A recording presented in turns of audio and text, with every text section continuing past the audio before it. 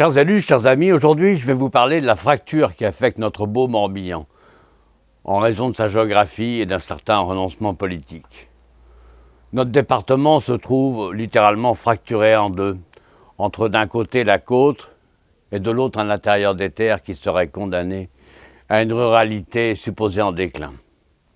Pour préciser le sujet, sur le plan urbain, le Morbihan, ce sont nos deux villes actives de la côte, Lorient et Vannes et leur agglomération. Suivent ensuite une dizaine de petites villes, dont deux seules dans le nord du département, Pleuhermel et Pontivy. Et après, sur 250 communes du département, une centaine se trouvent en dehors des zones d'attraction des agglomérations ou des petites villes. Entre un nord délaissé et un sud attractif et touristique, voilà où réside la fracture. C'est là où on trouve les revenus les plus bas et le chômage au plus haut, évidemment. On dit que le Morbihan est plutôt moins inégalitaire en termes de revenus qu'une bonne partie du pays. La belle affaire, hélas, les écarts de revenus entre le nord et le sud du département se révèlent souvent être du simple au double. Personnellement, je ne crois pas à la fatalité, surtout en matière de politique.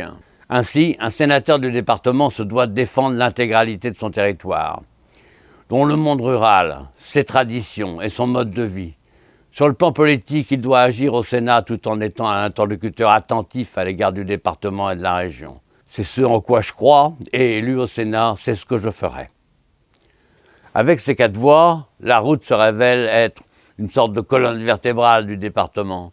C'est autour de nos routes, pas exclusivement des nationales, que se joue la question de l'emploi.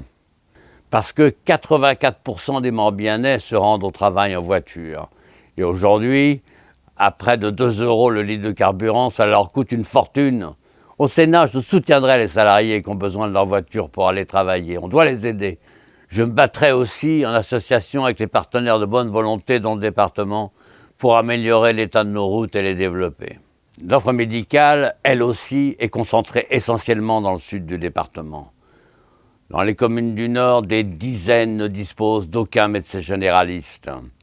Au Sénat, je soutiendrai les mesures destinées à lutter contre les déserts médicaux et sur le plan local, j'appuierai les communes à la recherche de médecins. En matière de services publics, force est de constater qu'ils sont pratiquement inexistants désormais dans une grande partie du département. Au Sénat, j'agirai afin de proposer et de soutenir les offres destinées à favoriser le retour à l'implantation des services publics de proximité. En matière de télécommunications aussi, l'offre a progressé. Le département est correctement couvert en 4G, mais la fibre est très en retard dans le Morbihan, comme dans le reste de la Bretagne. Les efforts actuels sont significatifs, à raison de 5000 prises installées par mois dans le département, mais les travaux bénéficient beaucoup plus aux villes qu'au monde rural. Cette décision politique, prise par les instances du département, n'est pas celle prise par le Finistère, les Côtes-d'Armor, et le nord du département en est une fois de plus encore la victime. Au Sénat, je soutiendrai le développement de la fibre dans le monde rural.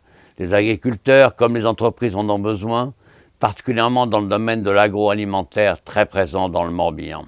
Nous devons vraiment nous poser la question de l'investissement dans le nord du département, afin de lui permettre de se développer sans se contenter de devenir une réserve à éoliennes, comme la forêt de la Nouée. Projet soutenu comme les autres par la Macronie avec la complicité aveugle des socialistes de la région. Cela passera par le fait de mobiliser les entreprises, les financeurs, afin de construire de nouvelles voies, poser de la fibre et désenclaver pour ensuite développer le nord du département. Au Sénat, je serai votre voix et je la serai aussi auprès du monde économique, un monde que je connais bien. Vous pouvez compter sur moi. Vive la Bretagne et surtout vive le Morbihan.